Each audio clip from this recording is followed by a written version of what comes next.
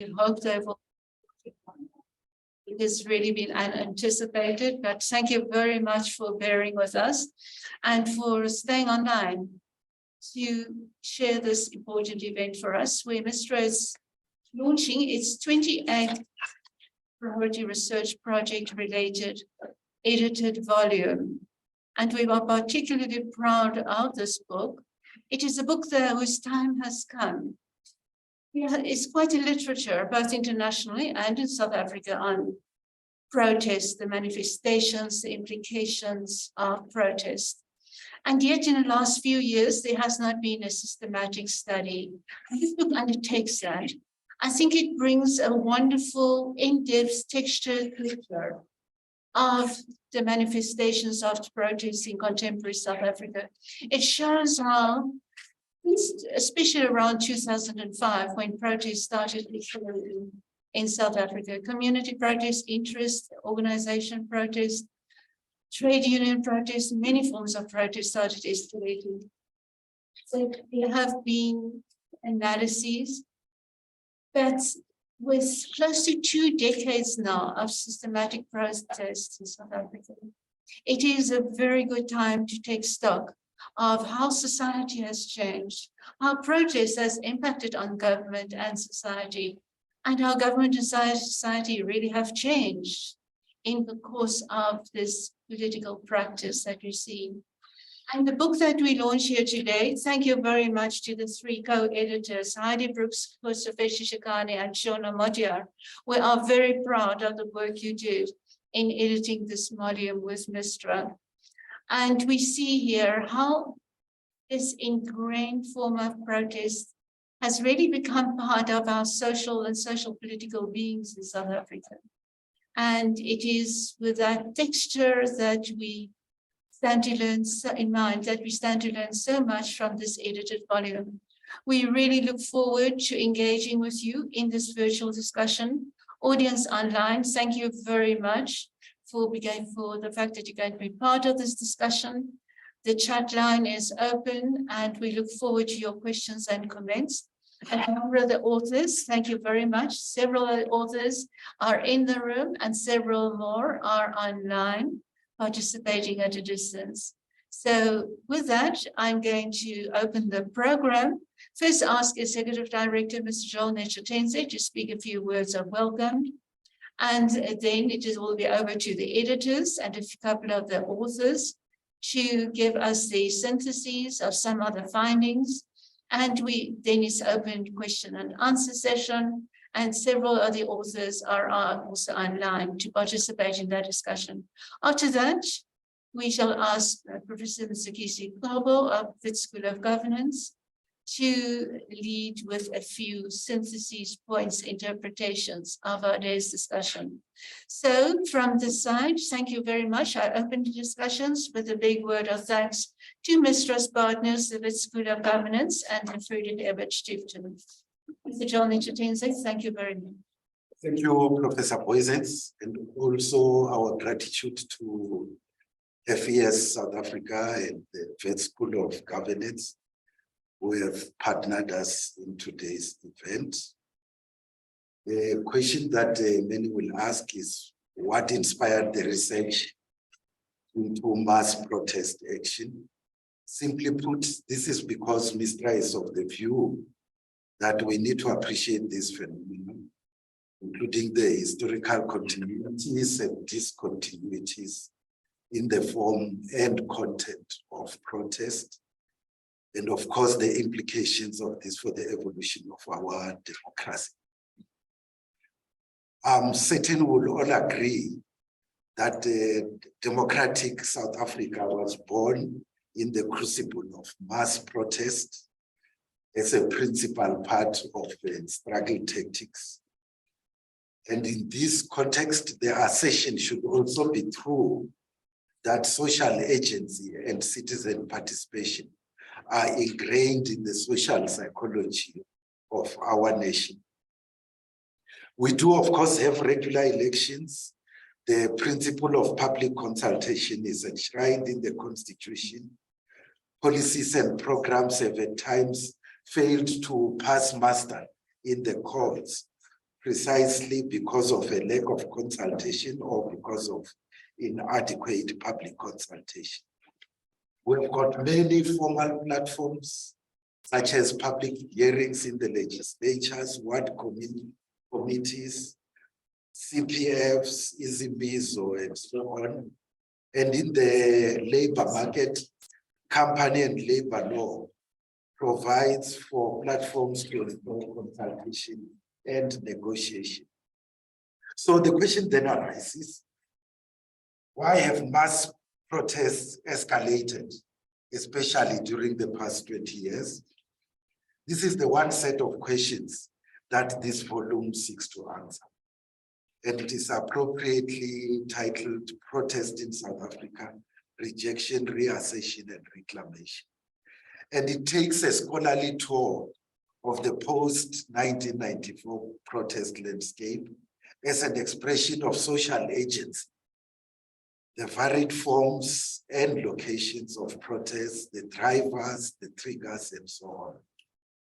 The authors note that protests in South Africa have many unique attributes, but especially since the turn of the century, a global protest wave has swept established democracies and authoritarian states alike. At the center of this is the fundamental question of political economy about the distribution of income, about accountability on the part of the leadership, and in some cases, even resistance to progressive policies. In South Africa, this relates to the obligation progressively to realize the socio-economic rights that are enshrined in the Constitution. And so, when social transformation stalls, when accountability is needed, when corruption and arrogance on the part of leaders is discerned, and when private sector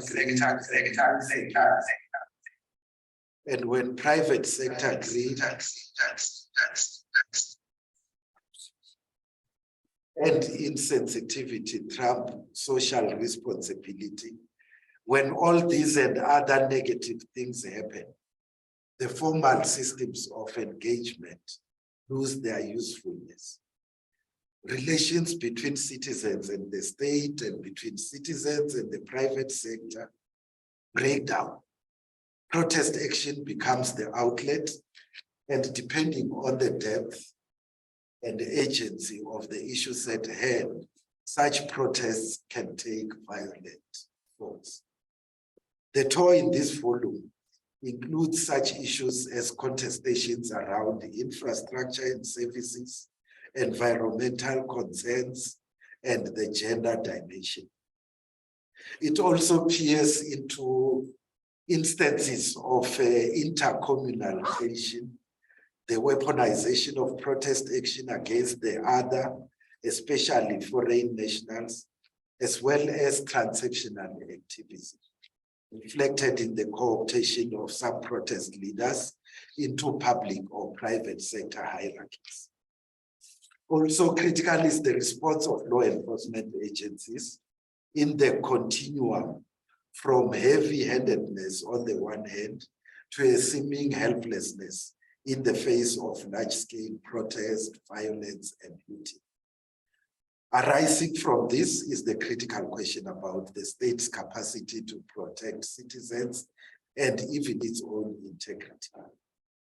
So the core message of the book is that responsiveness to popular concerns, democratic governance, ethical conduct, and continuous improvement in people's conditions of life are critical to managing mass protests. In this way, rejection could be minimized, and reassertion and reclamation would resonate with formal efforts to attain social justice. The Mapungubwe Institute, as the prof said, wishes profusely to thank the authors and also the donors and the broader MISTRA family for their role in this project. And so we welcome you all for joining us today, and we hope that we'll have a very good discussion. Thank you.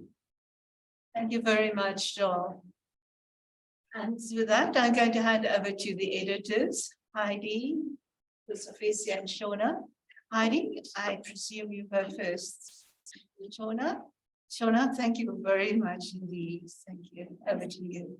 Thanks, Joel. That's setting the foundation. I'm just going to flesh that out a little bit. This edited volume, as the title suggests, focuses on contemporary protests in South Africa. It focuses on the various drivers of protests. These drivers are multifaceted. These drivers are interconnected.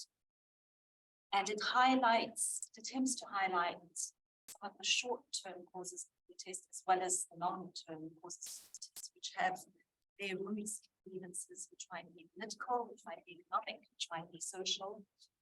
And the various contributors to this volume demonstrate the significance of protests as a marker of the relationship between citizen and state, citizens and their democracy, but also between and among citizens and states. This volume does, however, also explore the darker side of protest, where lines of division are created. Lines of division are created between and among communities. Here, violent protest is evidence of social instability. Intention is also reflective of failure of institutional democratic mechanisms, in the sense that it has been unable to give citizens genuine voice. It's been unable to hold politicians to account. In this sense, the edited volume, protest in the edited volume, reflects a claim for democracy as well as a rejection. Thanks, Shona. There's a few points that I wanted to make about the contribution of the book amidst the kind of the wealth of data and research on protests that we're fortunate to have available to us, and much of which is contributed by authors who have joined us on this project. But firstly, I think something distinctive that the book does is, and it sets out in the volume, is the diversity of protest spaces, the varied forms of protests that take place, and also the nuances in the drivers and the triggers and the actors involved in protest. And in doing that, it tries to draw out some of the thematic commonalities that exist across this diversity. So one of the key arguments that the book is making, cumulatively through the various contributions, is to set out the distinct circumstances of various protests, but also the linkages that we can identify in protest underpinnings. And the commonalities across various protests in South Africa are captured in the title that we've given to the book: Rejection, Reassertion, Reclamation.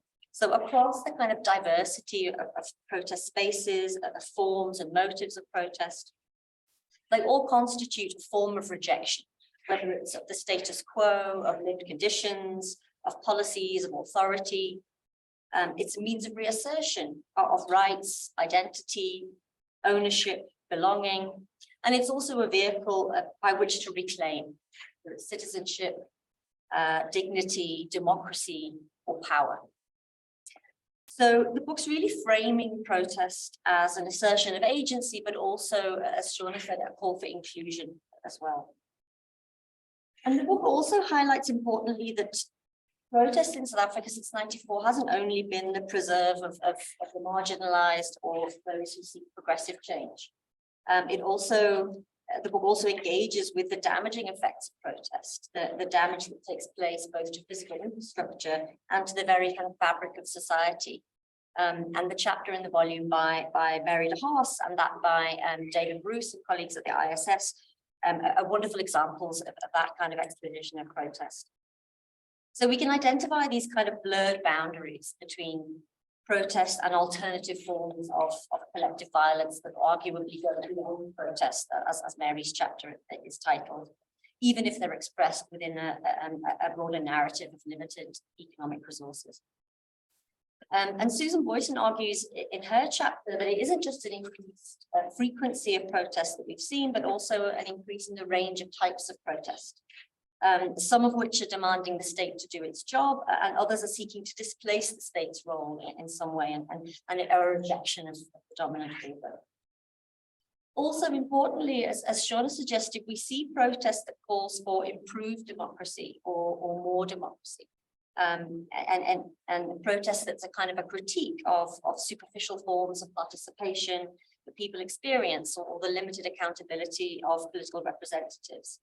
But we do also see a presence of a dynamic in some protests that indicates a rejection of democratic values or a waning of the commitment that South Africa's made to a democratic future.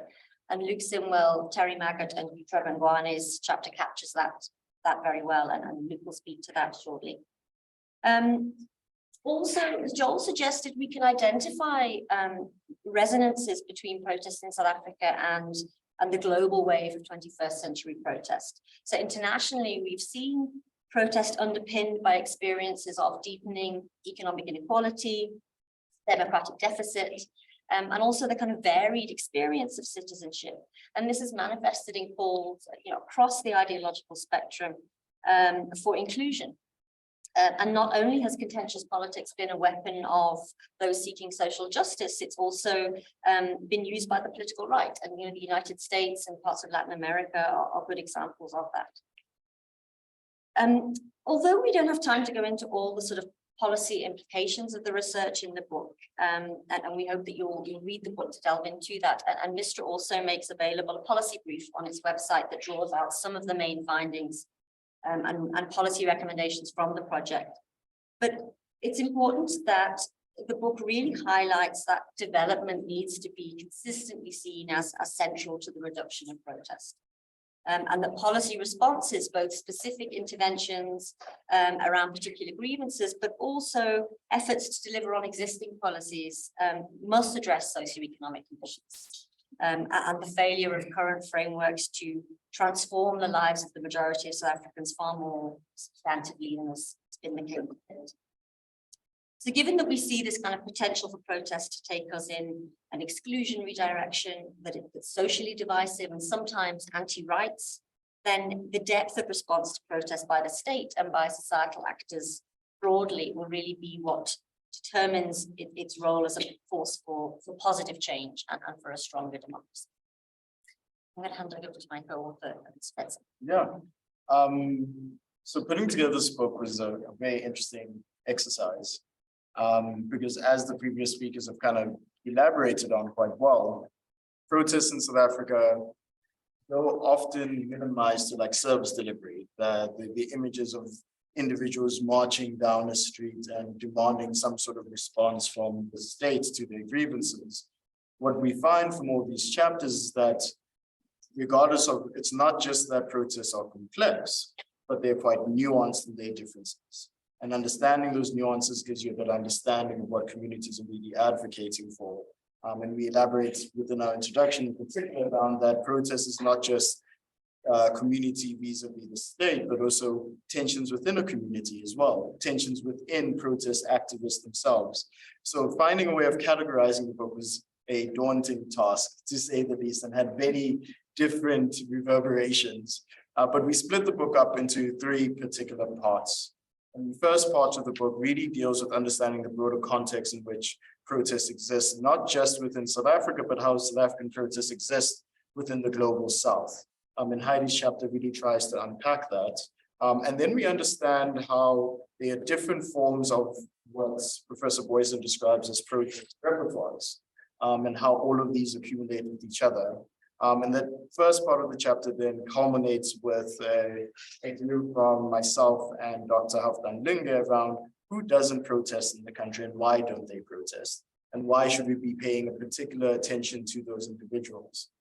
And then the second part of the book really delves into understanding the architectures of protest actions within the country. And this is really where you start seeing the nuances of what protest activity looks like, feels like, and how it participates in everyday life. These chapters that range from the big July unrest that happened last year, all the way to understanding how, and I won't spoil the limelight of the chapters that will be spoken on, so I won't touch on those, but a chapter, for instance, by Dr. Shengo Ndlovu around how gender, for obvious reasons, and we know this, gets essentially erased from protest history. And Dr. Ndlovu does a really good job of replacing gender within the history of protest activity in the country.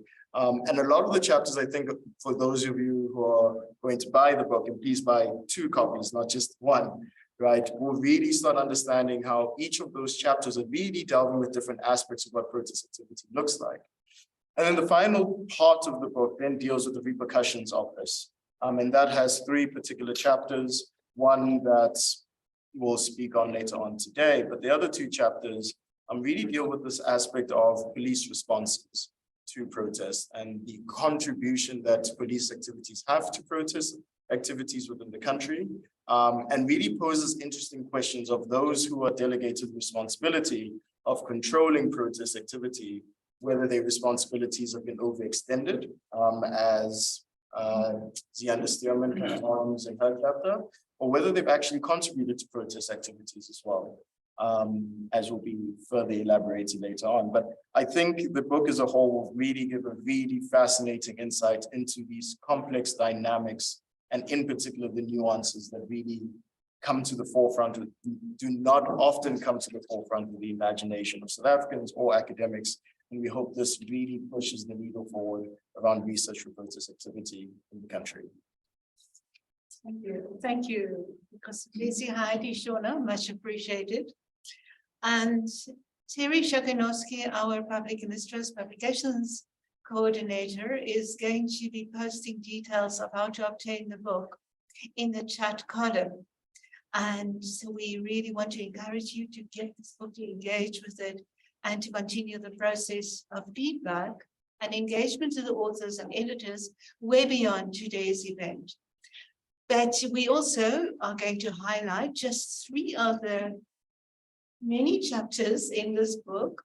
It is so difficult to do justice to all other contributions in one quick session this afternoon, but we thought that the contributions by Shona Motiar on infrastructural citizenship, electricity, and in Lamontville, Durban, Sithulejo Matubesi online from University of Free State, transactional activism, fascinating study on how leaders also become co-opted in the process of exercising their protest options, and Luke Sinwell with his co-authors on protest and populism, the Operation Dudula.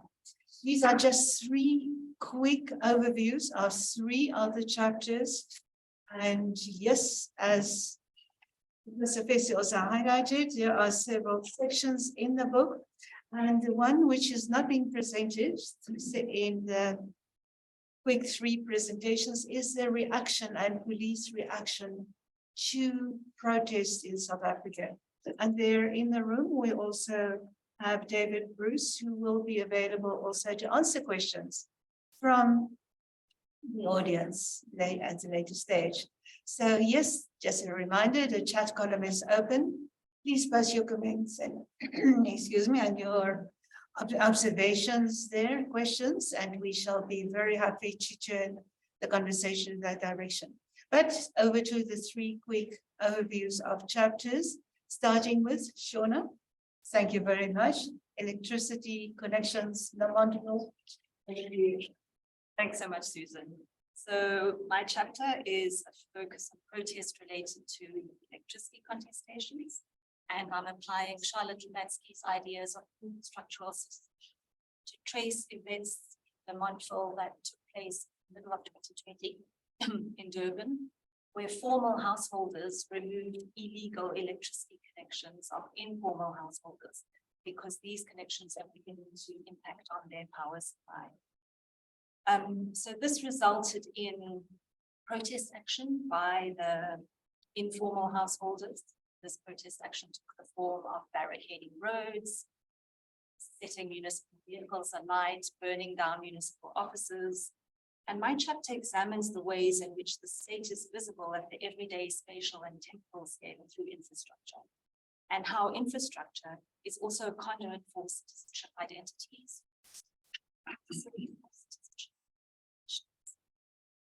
And my case study area, Lamontville, is projected on the screen. You will see 2 sections of it. First is the informal settlement of Ahmadiyya.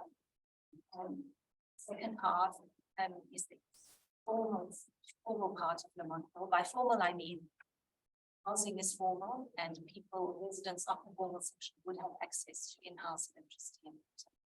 The line down the center of the slide represents the township divided. Sorry, I don't know if I mentioned the formal section is above the informal segment of Amadala. The protest action in the module highlights the ways in which identities are conceived through engagements. So inappropriate behavior or unorderly behavior is associated with reconnecting illegally to interest, reconnecting illegally. I think a better way to put that is self-connecting. Or illegally occupying, so setting up a dwelling, for example, without permission. These identities are then the basis for social fragmentation and the breaking down of solidarities. For those who behave appropriately or those who behave in an orderly fashion are moved to guard against this position. So they guard their cables, their danger boxes, their transformer. The unorderly, however, resist these frames. And in this way, they normalize some connections as commoning and as claiming citizenship rights. And they do this by cables using extension cords that they build themselves. In this sense, this is their investment in the physical infrastructure. And I'm not going to say much more about the chapter except to reiterate that it's a really interesting case study. There were some interesting twists and turns and revelations in the case study. Field work was a particularly interesting experience. Where you told things like, well, first of all, nobody wants to talk about how they use Nyoka to illegally connect to electricity for obvious reasons.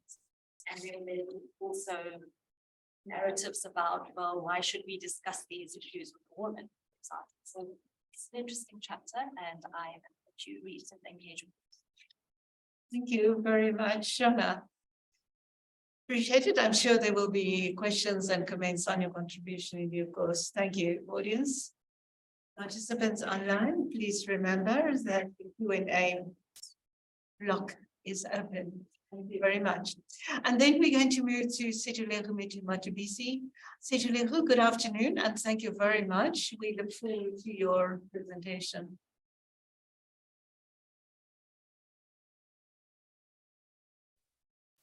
I think we need sound. Sejulego, please just pause while technical people are getting the sound right.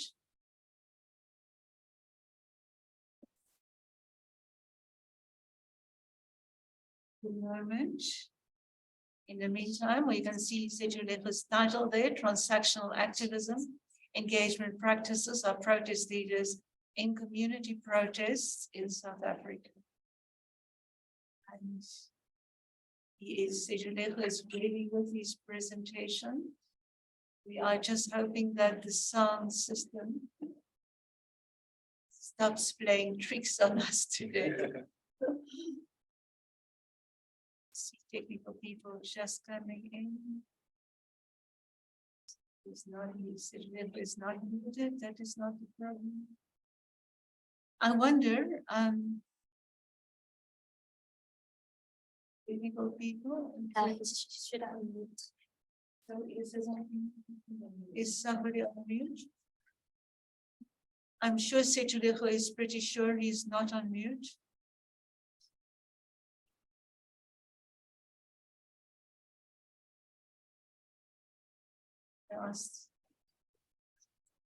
We are still trying to hear you.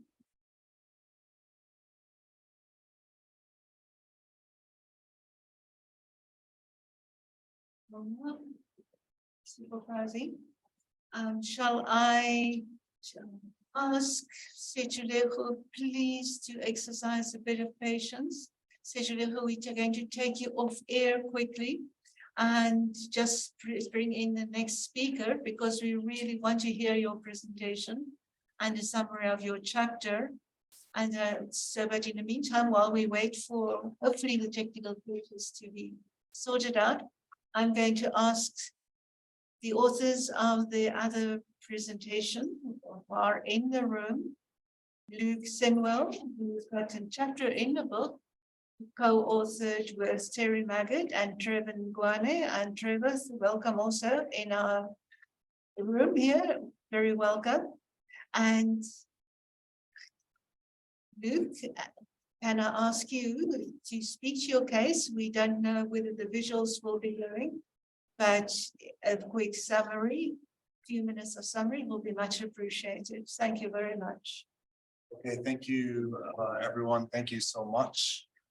So our presentation that I have here is called Weaponizing Grassroots Democracy. And it looks at a case study of Operation Dudula and Kopanang, Africa against xenophobia. Most recently, Operation Dudula has been in the news opposing the Zimbabwe exceptional permit extension, which is part of their strategy to make people into outsiders. And then we've argued, or I think it's more Terry Maggott, the co-authors of this chapter, and Trevor Nguane, that in fact scrapping the ZEP extension will basically leave people at home to die or to stay and break the law. So you can look out for another sort of like policy addition from the Center for Sociological Research and Practice called Neither a Beggar Nor a Thief. And then on top of that, you might have heard in the news as well recently over the last few weeks, Dudula in Diepsloot has called or allegedly called for migrant school children to leave the school so that South Africans can replace them. So in a way, our argument is not entirely novel, because equal education, for example, referring specifically to that case, has pointed out that this pits children actually against each other and encourages bullying, intimidation, and therefore potentially violence. They also potentially encourage violence. So we're looking at the politics. So we take the view of looking at the politics of grassroots mobilization, and we look at how grassroots democracy can be a tool to maintain the status quo, to oppress, or to liberate. So drawing from a case of these two organizations, Operation Dudula and Kopanang, we argue that the grassroots can be activated in a way that either sustains a system of racial capitalism, and I'm not going to have time to get into the different definitions, because there's so many different ways that you can take a case, or is employed as a mechanism to liberate. But the key issue, in a way, if you just go to the next slide, if you may, is how do people dealing with a problem organize or respond in order to address their grievance or problem? And depending upon who goes to a community and with which ideological framing, that may drastically impact the outcome of that community mobilization. So there's a short timeline about the establishment of Operation Dudula, which is formed as part of a right-wing evolution of what some term Afrophobia or xenophobia. And then the chapter talks a lot about the individual, Nhlanhla Dlamini Lux, who has been at the forefront of Operation Dudula and claims to be the leader of the Soweto Parliament. And he comes, in military fatigues, and he became more well known around the week of the 9 July 2021 lootings, when he claimed to be defending the township economy from who he called the looters. He said were the people stealing bread, computers, and other things. But obviously, we also point to the failure of Dudula to talk to the macroeconomic framework such as gear neoliberalism that leaves people actually in a situation, a destitute situation. I could go into detail about active citizenship and the meaning of that, but I'll skip through it.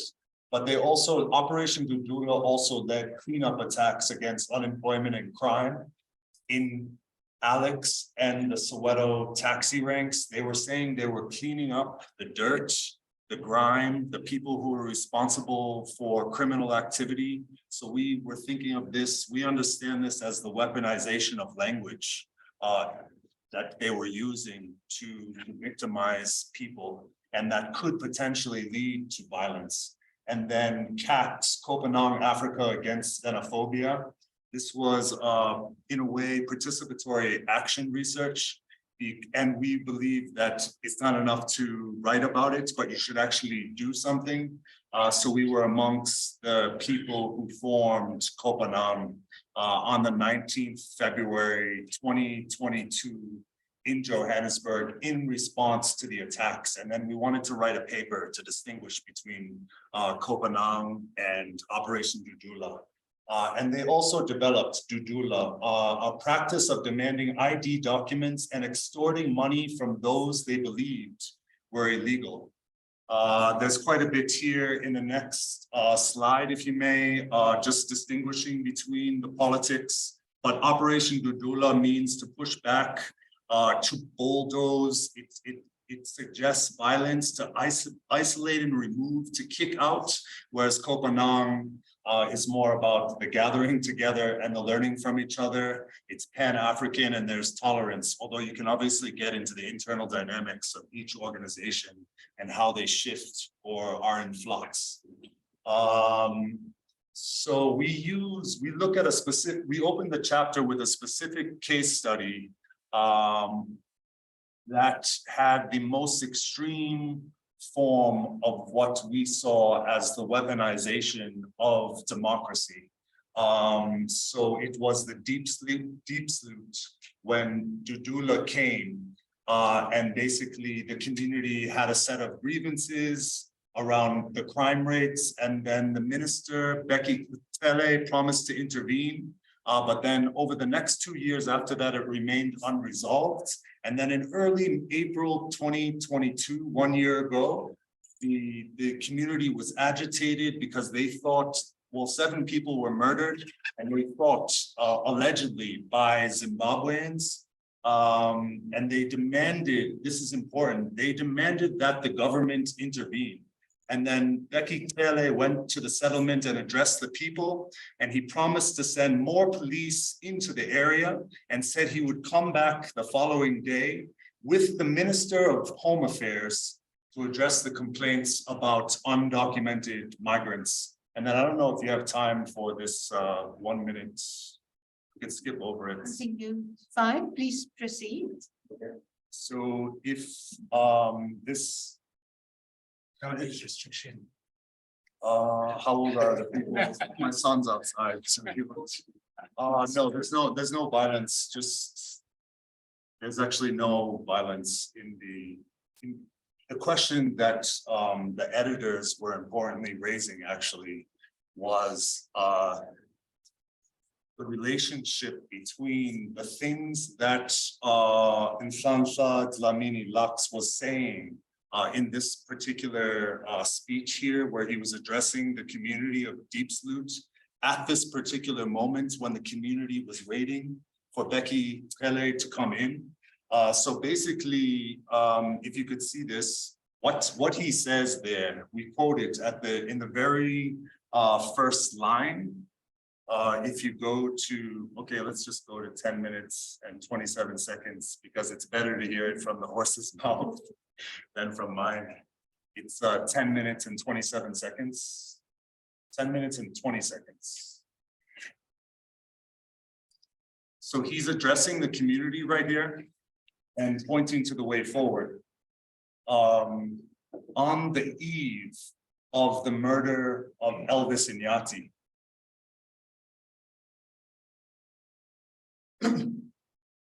so we can't hear it. I'm afraid it will have to come from your mouth. So, so that's the community leader.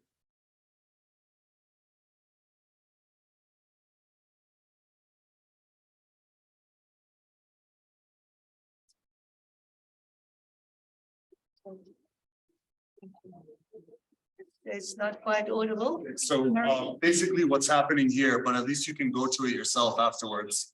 Basically what's happening here is Operation Dudula identified a place where it could intervene because people were already fighting against crime and indicating that Zimbabweans were the problem. Yeah. And then he said that the people do not want the police here. The people do not want government. We need to get up and do it ourselves, promoting active citizenship underpinned by a particular ideology, which arguably leads to the weaponization of grassroots democracy. And then you hear the community correcting him then, saying, actually, we did call the police. We have our own leaders, and this is what we're saying.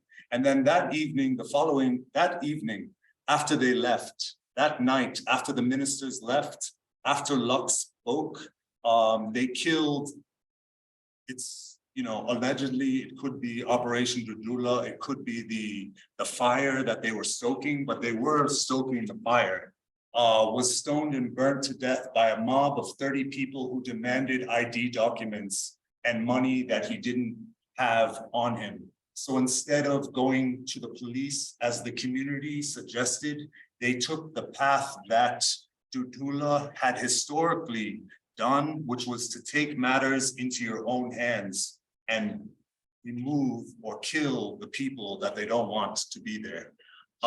So this is basically just distinguishing between different kinds of, this is like a binary that's created by Paulo Freire in education, but also in participatory development, where he indicates that either education, democracy, participation serves to domesticate, like those fish when we just throw things and feed them, and then we prey on each other, or to liberate people from the systems that are oppressing us. So you can just go to the last slide. So just the last thing here, that part that's blocked, it's maybe blocked purposefully because it says on stolen land, no one is illegal. And then it says by linking theory carefully and concretely to grassroots politics and leadership, we may be able to prevent the weaponization of grassroots democracy and the killing of more individuals like Elvis Sinyati. Thank you. Thank you so much, Luke, for a very potent summary. The chapter by yourself, Trevor Ngwane and Terry Maggott. Thank you very much for that. Technical people, I wonder if Sitchlicho Matibiki is not just present visually, but also audible. Thank you very much. Hi, good afternoon. Can you hear me? Please proceed. Thank you very much for your patience.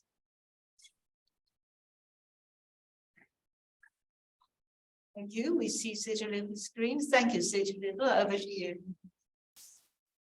Hi, good afternoon, colleagues. I'm just going to briefly share some insights about a chapter that I've worked on, a chapter that focuses on what I term transactional activism, which to a large extent does reflect on community protest, but also what I will call the perverse system of incentives where state actors are handing over or providing community leaders who act as the leaders of these groups some incentives.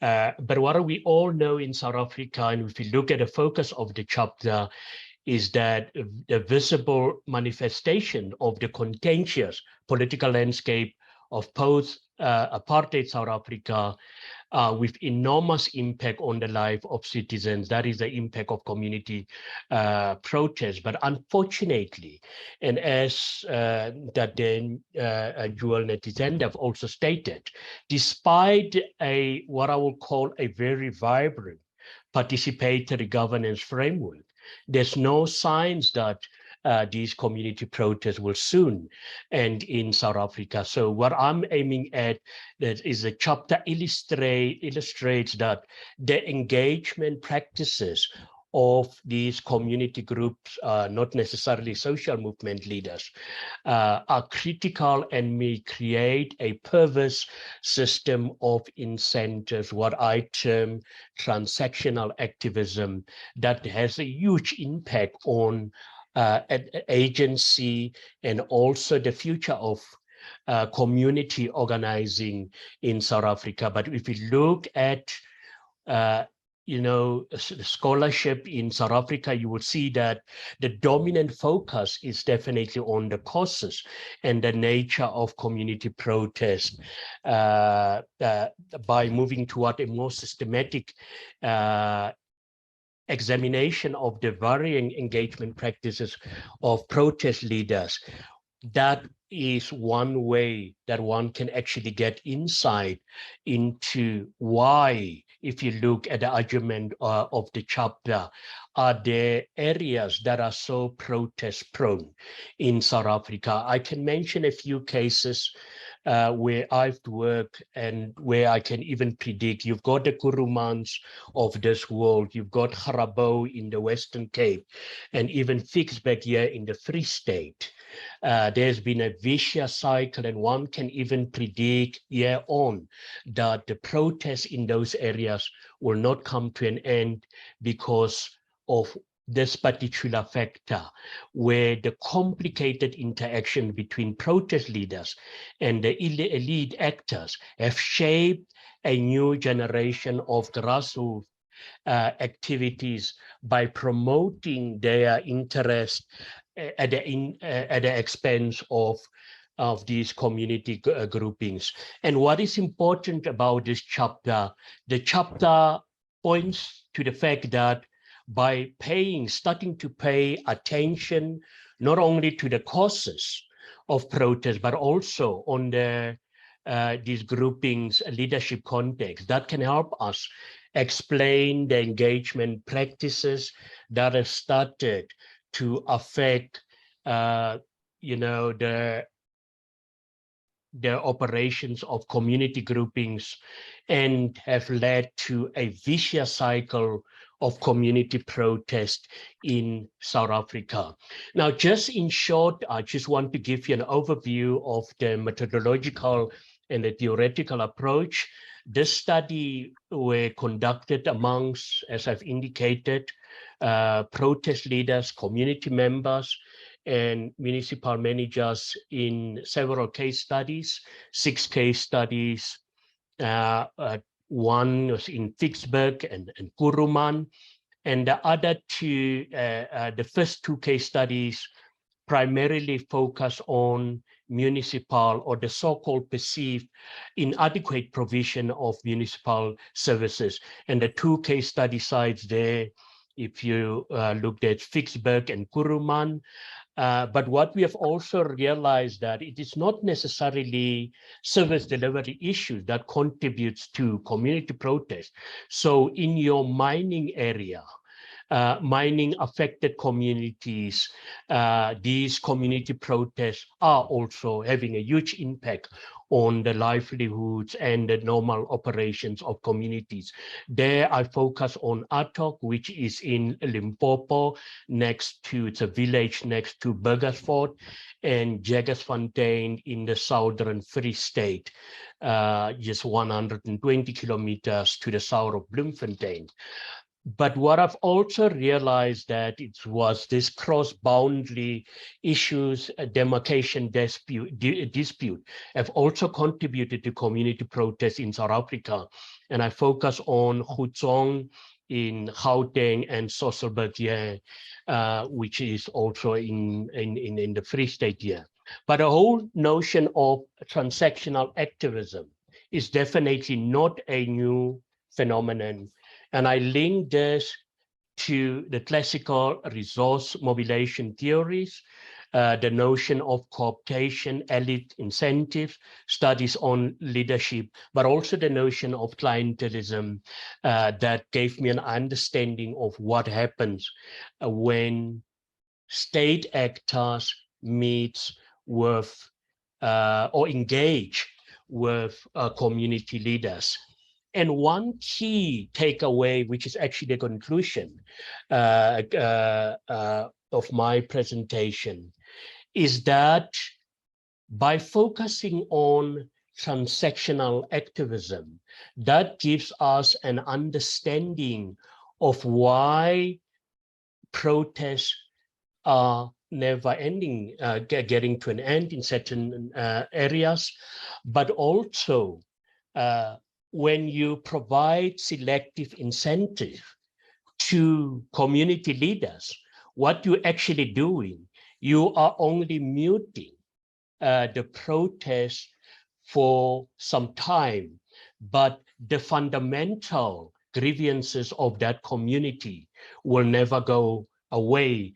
And this chapter contributes to an understanding of how the complicated interaction between protest leaders and state actors have shaped a new generation of radicalized grassroots activists that is primarily aimed at advancing their interests. And just in passing, we all know about the Kuruman case study where schools at one stage were closed for more than 8 months.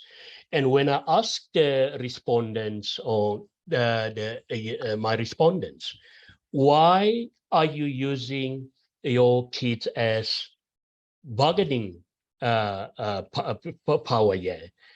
They told me that they do not have the luxury of burning down facilities because the communities or the villages around Kuruman are deeply, highly rural.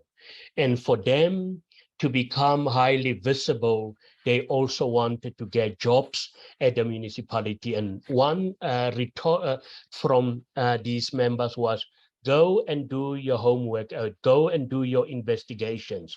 You will find that there has been a protest in 2002, there's been a protest in 2012, there's been a protest in 2018. Go and look what happened to those community leaders. Most of them got employed by the municipality. And these are what our protest has become, that it seems as if we are not dealing with the fundamental grievances, but what we're trying to do is to offer selective incentives to these community leaders, and that have generated a very highly radicalized grassroots activists at local level. Thank you. Thank you very much, Sitalicho. That was fascinating. We appreciate you there. And yes, colleagues, the questions have started coming in. I'm going to recap on a few of them. As you will say, Rappeling has been asking the question of whether you think that 30 years of democracy, 30 years of democracy, protests, submission of memos, etc., have in fact had influence on social policy, besides on thinking in South Africa. That's a question which I perhaps will direct at a few other authors in the room who have not been given a chance yet to speak. And another question that's been coming around from the room itself, not online here, has been on the role of police in this interface with protest action.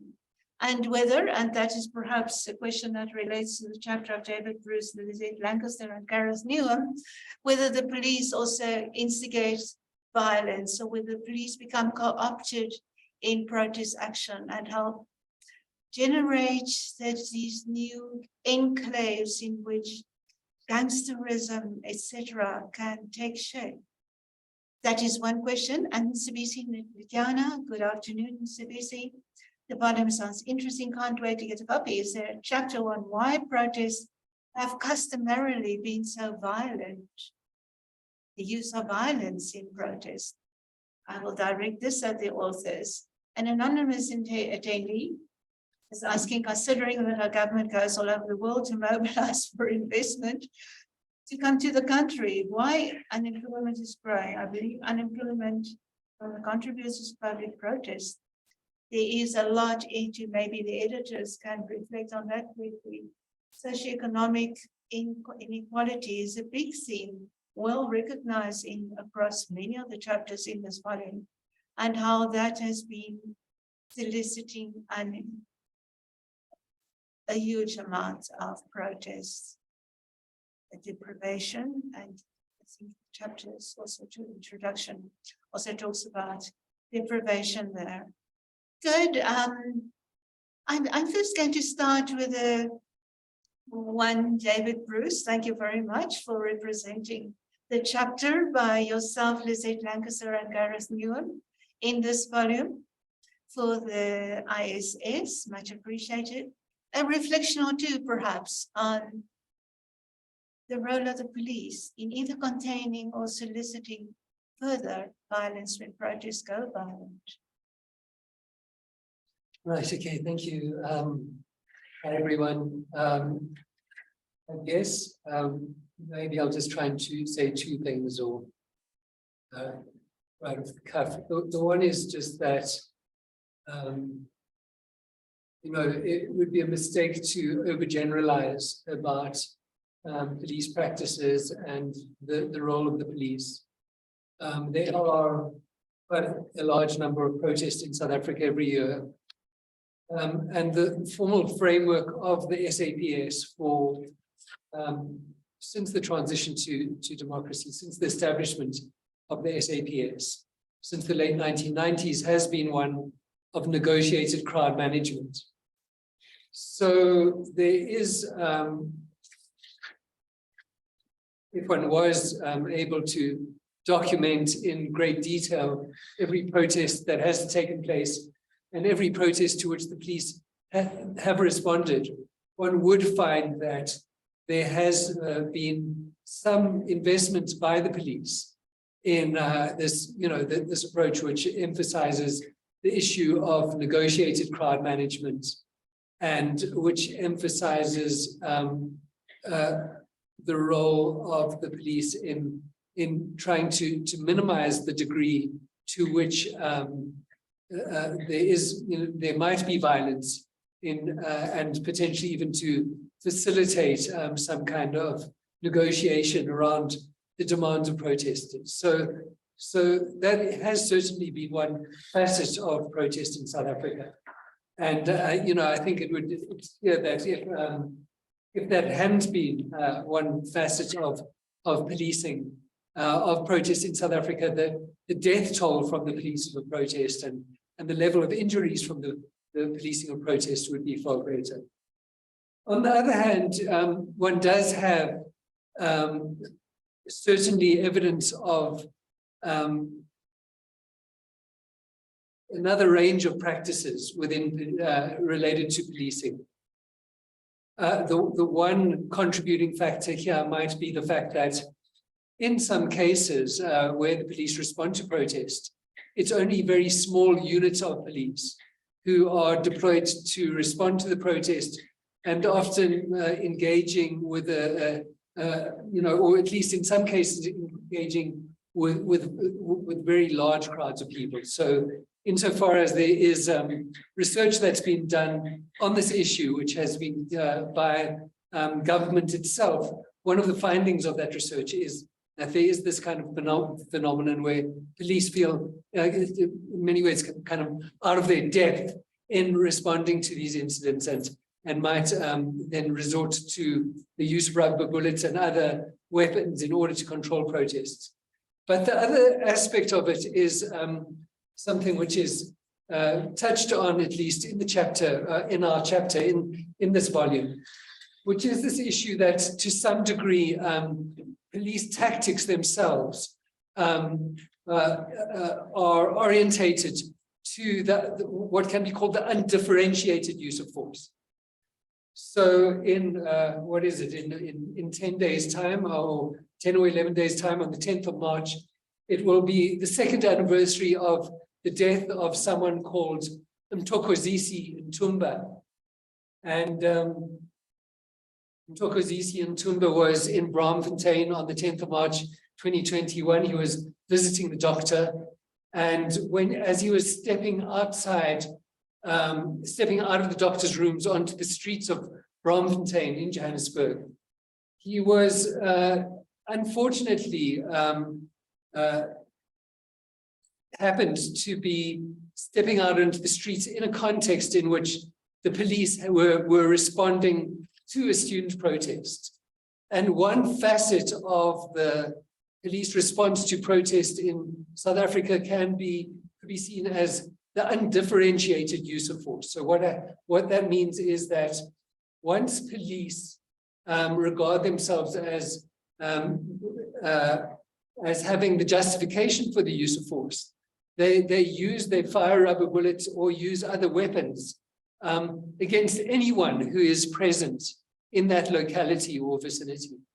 And one aspect of this is also sometimes that they don't observe any kind of protocols regarding the range at which they fire rubber bullets at people. And so Mthokozisi Ntumba was shot possibly at a distance of 3 or 4 or 5 meters by the police. The impact of the weapons of the bullets caused penetrating injuries, which resulted in his death, I think, within a matter of a few minutes or so following the shooting. And so, you know, what research which has been done on the use of force by police in the context of protests in other countries has found is that one type of policing practice which is likely to escalate the potential for protest and potentially escalate the use of the potential for violence to be used by protesters and potentially to unify members of a crowd against the police is this type of undifferentiated use of force in which the police do not specifically target the use of force against specific individuals who are involved in use of violence, but use it in an undifferentiated way against members of the crowd. And my understanding is that type of policing practice is frequently used by the police where they are dealing with potentially, instances of violence during protest. They use this violence in an undifferentiated way. Thank you. Thank you very much for sharing those insights.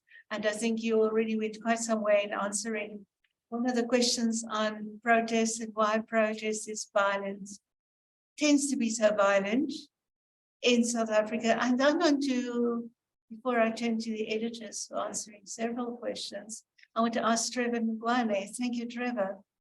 I know it's not a topic directly. You are part of the Jujula movement chapter, but the question of violence as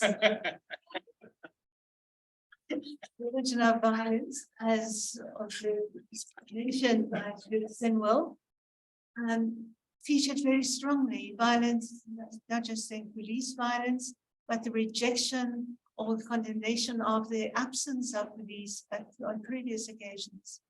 And in this case, also generally in South Africa, would you, in your experience, violence tends to be violent, protest tends to be violent or not? And if yes, what's your understanding of the whys? Yeah, so thank you very much. It's an honor to sit next to Bruce here, who's work on the minds us, and also Joel Peter Maibuye, who was a hero to us until we met him for the first time when he came back from exile. Yeah, so I'm so happy. Yeah, so this question is linked to that other question of does protest lead to change in social policy? Yeah, so what happens is that, you know, when the ANC was unbanned, there were some protests, but there was a lot of delivering the memorandum. Okay, yeah. But then people started to get frustrated because it looked as if, as we used to say, you know, the memorandum was put into 513, you know. So people started to escalate their protest action. So that is how, you know, when we were working with Kate Alexandra, Luke, you know, in the past on protest, Susan will remember, we differentiated between violent protest and disruptive protest. So people felt that so-called peaceful or orderly protest was more or less ignored by the authorities, or they didn't get the response they wanted. So this burning of tires, I remember clearly, Deep Slow, they were digging the road now, you know, so that cars couldn't pass. So it wasn't really violent, it was disruptive. But over time, this has escalated into outright violence. Yeah, most often. So I think it's the non-responsiveness of the authorities. And of course, what Bruce is saying here is, David Bruce is saying here, is how the police also can be heavy-handed. Can you see? And I also think maybe Tulia has got a point about transactional, you know, leadership. Almost like political entrepreneurs who might, you know, have no qualms to stoke violence. Yeah. Thank you, Trevor. And I'm going to give the three editors. You decide who takes what part of it, or whether you respond on the same thing. A quick count, just a very quick reflection on the role of socioeconomic inequality, economic deprivation, any practices in Africa, and also any aspect of the violent dimensions, etc. And maybe and relating your experience in Peace Must Fall, since we're starting to talk real protest experiences around the room, would you say there was an extent of cooptation of leadership? Was that an integral part of political affiliation in the whole movement? There's definitely, so I can answer this in different ways. So there's definitely levels of cooptation, but we have forms of cooptation that are worse than others. And the worst forms you only find out after the fact. You don't know that someone's been co-opted when you're discussing things with them in the room, right? But on this notion of violence, I think I agree with what everyone has said. There's another aspect around what I term when a protest turns violent, the word turns, and who then gets to determine when a protest is violent and non-violent, who gets to determine when it's disruptive and non-disruptive, and who frames that really informs the entire narrative of that protest. And that becomes quite important because it also becomes the moment in which protest leaders lose a narrative or gain a narrative in one way or another. And you need to understand those dynamics in order to understand who are the people who are actually protesting. And just to link you back to the book, the chapter that I write with Dr. Linge doesn't explicitly talk about violence, but talks about how do you get someone who ordinarily wouldn't participate in protest activity to get them participating in protest activity. And then what type of characteristics does that person have to then engage in violent protest? Right, so someone can be an ordinary individual who's going about their life and then engage in protest and it's quite peaceful. But how do you get that same person then convert into someone who would participate in disruptive activities? And understanding that trend becomes very, very vital, at least in our eyes, and we want to research this more, of almost, if I said it in a very blunt way, the pool of potential violent protesters in the country and understanding that. Is it a high proclivity for it? And that just needs one little tinder to spark off mass violence?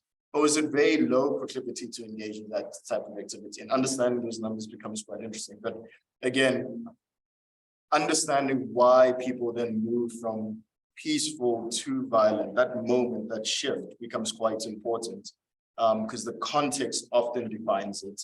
In my experience, it is not someone going out of the door and saying this is exactly what's going to happen. That I don't think the majority of South Africans do that, but it is the process and the context that influences that type of action. So I'll leave it at that. Thank you. Shona. So I just want to make a couple of points about violence, picking up also from my consultants and drawing from my own research experiences. I remember speaking to protesters in Manitoba and asking them, but you burned down the ward councillor's office. Isn't that violent? And they said, no. First of all, the ward councillor is never in her office. We need to make the point that she's not doing her job. And secondly, we burned that office down in the middle of the night. There was no one there and there was no one around and no one was going to be hurt. And then the second point of violence is I've been told over and over and over again by protesters I've interviewed in many, many case studies that protest only turns violent when the police arrive. We are peaceful citizens. We are protesting peacefully. Yes, we block the main road with stones because that is the only way that we are going to be noticed. We are going to be taken notice of. So just wanted to make those 2 points about violence. And I wanted to speak to the question about has protest had impact? And I would say in post-apartheid South Africa, absolutely the answer is yes, it's had impact. I would draw examples from the very important work that social movements, say the social movements of the early 2000s did. We have ARVs in the public healthcare sector because of the treatment action campaign. We have conscientization processes that have taken root and taken hold around rights to social rights, your right to water, your right to electricity, your right to a safe home, because of the work of the anti-privatization, because of the work of the Soweto electricity crisis. So these protest spaces, they may have had actual impact in the sense that we've had court cases that brought certain health benefits that weren't there before. They were in the Constitution that we have a right to health. There were these protest movements, all the various other advocacy campaigns around them, which brought these rights to life, right? These social rights exist on paper. How were they brought to life? They were breathed, life was breathed into them through all the protest action, through the social movements. Another more recent example is the Right to Know campaign, stopping the secrecy, right? The secrecy bill has been stopped because of the work of the Right to Know campaign and all the protest advocacy surrounding that. And moving now to a sort of second example where I'm going to talk about community protests, right? So community level protests. Examples of, I did some really interesting work on something called the Umlazi Occupy, which basically echoed Occupy movements that were happening overseas, where people occupied the space of the councillor's office and took over the duties of the councillor, as it were. And they eventually managed to get the councillor recalled. There was a new election at the board level. People who had been part of that Umlazi occupied moved from these informal spaces of protest into formal spaces of being elected onto that board committee, for example, and doing the work they claim wasn't being done. So there are all sorts of subtle ways and nuanced ways in which protest is having an impact. And I think possibly the most important is some of the things that Karen Lanseman talked about. She wrote about the anti-privatization forum, those spaces in which conscientization and when people become aware of their material conditions, their rights and how to assert rights. So the answer, once again, protest, oh, people are just protesting, people are protest weary. Protesters will tell you themselves they're protest weary, but the answer is unequivocally yes. Protest has had an impact in South Africa. Thank you so much, Shona. Heidi, yes, it seems someone not really reflected on the socioeconomic inequality deprivation. Okay.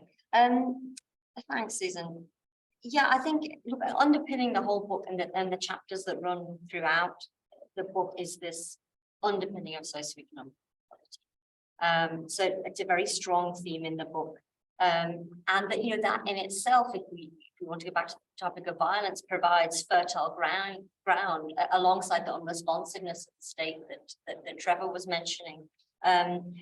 That unresponsiveness finds a very fertile ground in what is already a very violent society. So I think perhaps we need more research into that kind of historical connection.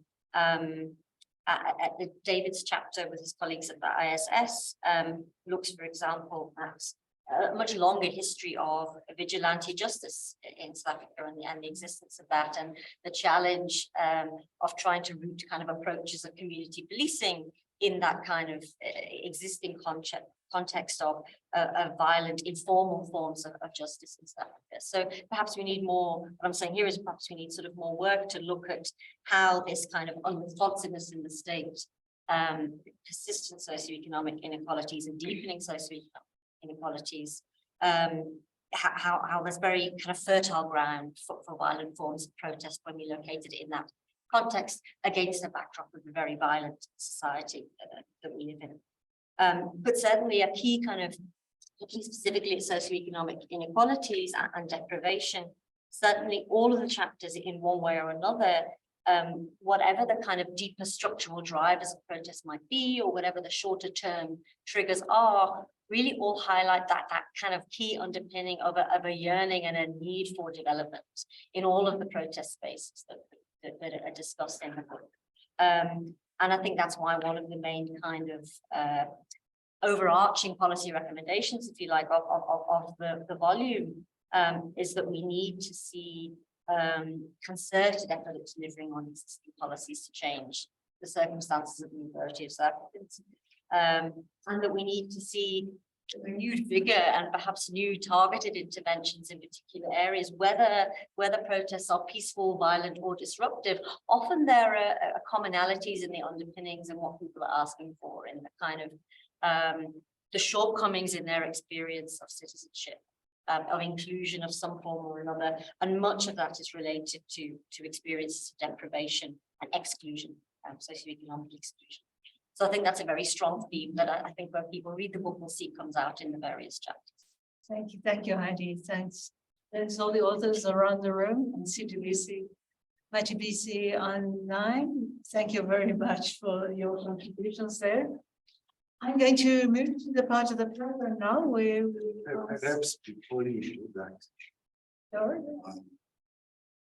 I've been provoked by one of the comments that has been made, not so much the debate around the concept, but whether there is further work for us to do. We're talking about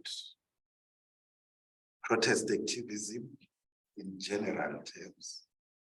We're also saying that there could also be transactional activity. But Shona hints at something that I think is not comprehensively dealt with in a form of developmental activism. Can people who protest, if conditions allow, become active in developmental work, actively to improve their conditions? It's not necessarily that you will move from one to another, but is there that form of action that we have noticed in South Africa? And does it need to be studied? Yes. Yes, I think you definitely need to study it. MISTRA, definitely. There needs to be the second volume, Protests in South Africa. And right, you know, delving deeper. So the case study that I was talking about, when I interviewed people, they also said to me that they had started their own initiatives, which they had funded, like they were saying things like, we don't actually need the municipality to build us happy houses. I'm sorry if I'm not allowed to say, to build us horrible little houses, we could build houses for ourselves. We've already started a fund to build these houses. We have a situation where we're setting up a creche for our children. So there was very much the sense of we'll do it for ourselves. But parallel to that, I've also noticed the narrative of we will deliver services to ourselves until the ANC gets around to us. So there's those two parallel narratives. The one that says we don't actually want the municipality to do it. First of all, we don't think they're doing it for us. Secondly, we think they're corrupt and they're. And thirdly, they're not even doing it the way that we want to do it. So there's this the debate, for example, around what sort of sanitation to provide. Do you go into an area and just provide a certain kind of sanitation? Or do you first of all see what is basics? There are examples where that has happened. People have had to actually work with their traditional livelihoods as opposed to the democratically elected ward council, because they just felt they had more of a voice here than there, right? So there are all these various areas, and I think that there's a lot of research to be done. I don't know if Trevor wants to get there. I'm pretty sure Trevor would have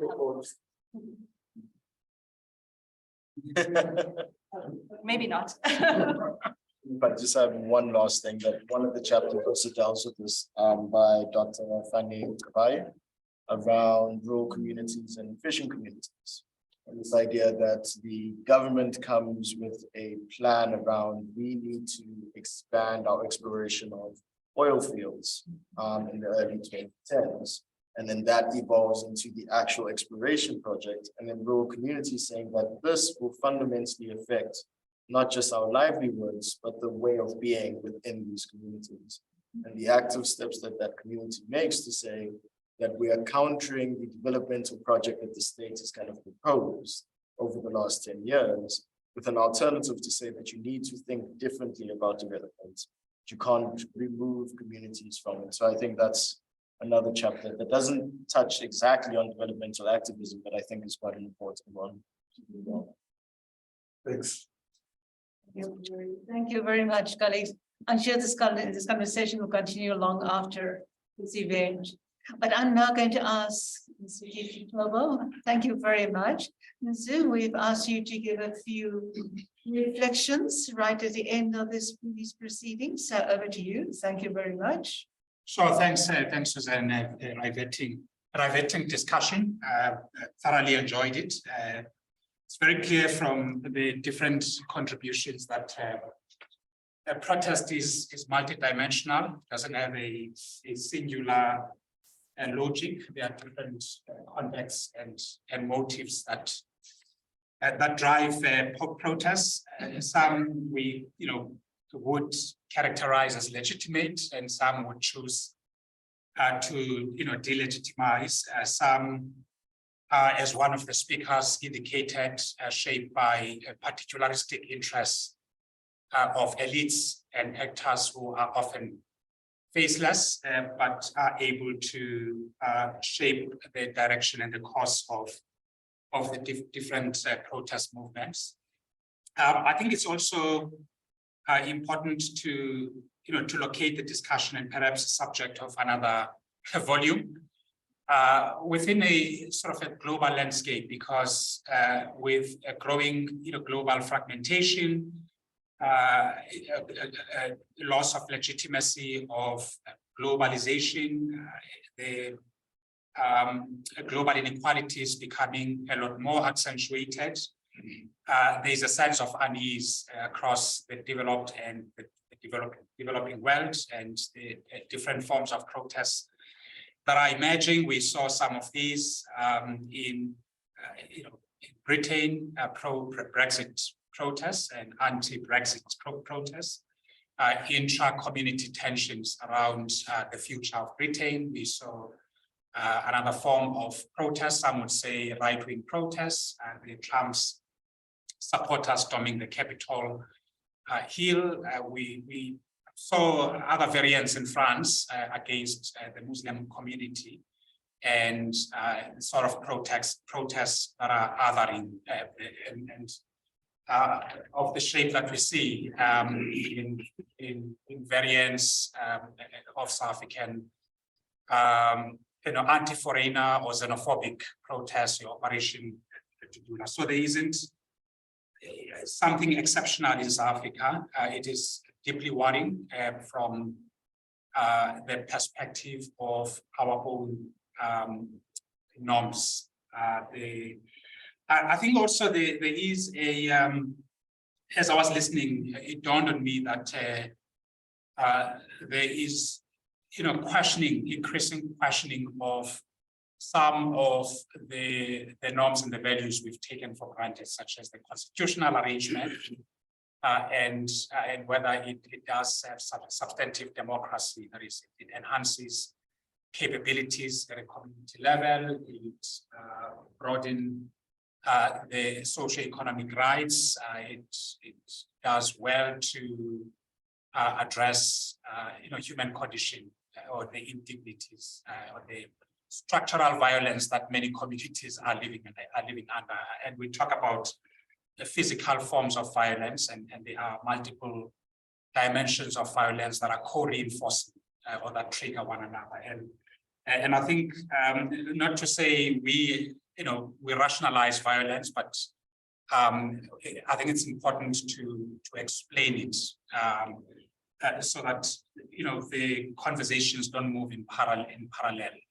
So that's the second point that I wanted to make. I mean, certainly there are there are darker sides of protest. There are protests of illiberal forms, and we can judge those from a particular normative standpoint, and that is what we contracted around as a country, the values of the constitutional values, whether despite the fact that there are tensions around this.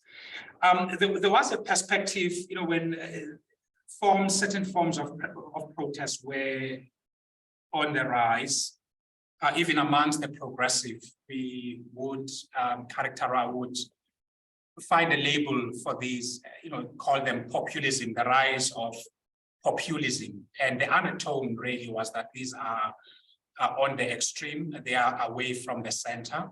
And very interestingly, we've seen a rise of right-wing forms of protest. Some have it too. Then I think the third point is around the declining legitimacy. I've already spoken about the constitutional arrangements, the ideas of non-racialism,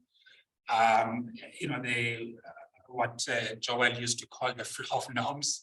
I'm not sure if it still is, but also fundamentally the state apparatus, and the quality and the character and the repertoires of state apparatus.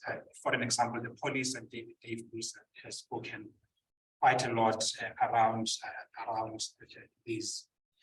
Fascinating to listen to Shona, and some at the granular level see the intra-community tensions, and these are around questions of exclusion and inclusion. Those that have access to certain assets would want to protect them, or those that may abhor certain forms of expression of protest would take a particular view of them. And these things are not new. Even back in the 1980s, with community protests, you would have those, and typically some of the fractions of the middle class would take a particular view to certain types of protests. Even in schools, they would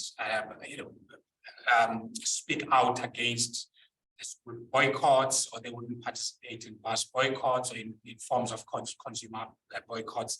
And we have names for them. I can't remember them now. But there's never been a point in history where there was a singular logic to protest.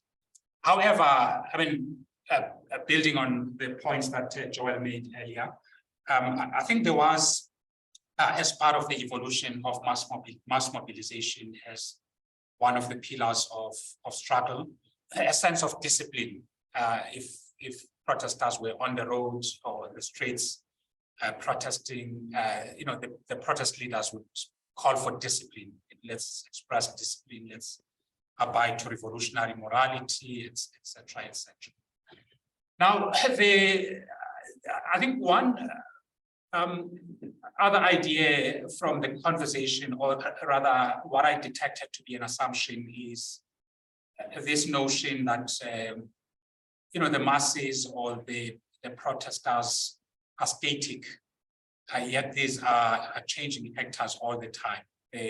Those who were protests today may not be a part of the protest tomorrow, there might very well be some figures who remain, but protests shift, the actors in protest shift all the time, even though the cause might remain the same. And I do want to quickly move to some points of conclusion, but I do want to emphasize this idea of violent social structures, of indignities within which, in which the majority of South Africans and Black South Africans in particular had the lower rungs of the social ladder, and those constitute the bulk of our society. The young people who've never worked before and who will never work will have a generation that has never seen the doors of employment or that has never participated in economic activities, even in informal trading. And these are deeply violent conditions. And I think there is a temptation to paper over this and not confront not just the manifestation of violence or violent protests, but the very causes, the very factors that give rise to these types of protests. And maybe in conclusion, there is also a wider debate, not only about the constitutional. I know that it's often used as a ruse to blame all sorts of ills in society to the fact that we have a liberal constitution rather than confront the nature of our politics, but also perhaps new frames of economic policy, because there is a real elite capture of economic policy at both the domestic fractions of capital, but also transnational class elites. If you are in the habit of going to Davos, to the Basel, a group in Bern, or to the G20 finance and central bank governors meetings, you become almost ossify in your views of the world, when in fact the different national contexts the different national contexts are different, and also the priorities that countries are, the main contentions in economic policy, in resource allocation, in the distribution of rents in society differ from country to country, and capabilities are also different. So this, in my view, creates a disjuncture between the elites and the rest of society, or at least those who are at the bottom, in the marginalized and the excluded in society. And these ideas are taken for granted. They regurgitated from one international forum to another, and also re-articulated domestically and in ways that are not always helpful in confronting particular realities. And one can go on, about the energy transition, the role of certain economic policy instruments, etc., etc. A final point to conclude, I do think that our challenge is to adopt different frames, through which we understand the political and economic order, and perhaps agree that there is a need to question the economic realities that we have, not just domestically, but also globally, because all these institutions are under strain. Your multilateral institutions, regional and domestic. So multi-level governance is under strain, and perhaps we do need to reframe our political and economic models, as well as our public policy decision frames. And finally, I do think that I do agree that, I mean, one framing, of course, is to think about developmental activism without trying to, it's almost like when you talk about gender and you try to explain it as a man, you do mansplaining. So we shouldn't do the equivalent of mansplaining to protesters. I think we should understand where they come from while we promote different forms of engagement or activism. But certainly, in my view, there is a need for a new form of dialogue across the different dimensions of society. Let me leave it at that. But fascinating work, and I think there's more literature that needs to be harvested. Thanks. Thank you very much, Nzu. And thank you very much, colleagues. Yes, I think our bottom line here is we see so much evidence in this wonderful volume of South Africans feeling that protest works and that protest is a need for protest to complement formal democracy, to complement silences in formal government. And to some extent, yes, Shona, as you have referred to, as in my own work, I've argued many times, there's a coexistence and a patience. Let government do something, and we can wait and help ourselves and do some things while it's happening. But simultaneously, protest in South Africa, I believe, has slipped into that dark space, the darker side of complementing democracy, where so much activism, yes, people help themselves do things, but so in the context of a weakening of the South African state, not universally, but on many fronts, there's been so many openings, not just for protesters with good intentions, but also protesters of criminal intent, often constituting what I in my chapter refer to as SWAS, alternative destructive orders that have been slipping into this protest space. But let's hope that the prettier face of protest, activism, development, and helping the government to do things, that still runs strongly as well, because there certainly are many contentions and contestations of that. But colleagues, yes, the conversation continues. Everybody online and in a room, please note the special discount of 286 Rand for the launch edition, that probably goes for a few days beyond today. I'm taking liberties here. Let's say not more than 3 or 4 days, up to the weekend. The launch price, if you email Terry Shakanowski and MISTRA's publications people and to Chakana people very promptly, that's available there. And MISTRA, of course, thank you to the editors too, and for Heidi for conceptualizing that, put together the MISTRA policy brief on protest. It's really lots of wonderful ideas on what needs to be done to make South African democracy worthwhile and to make it work for people who are potentially protesting or already protesting. So lots of interesting reading in that. But thank you very much to an illustrious set of authors.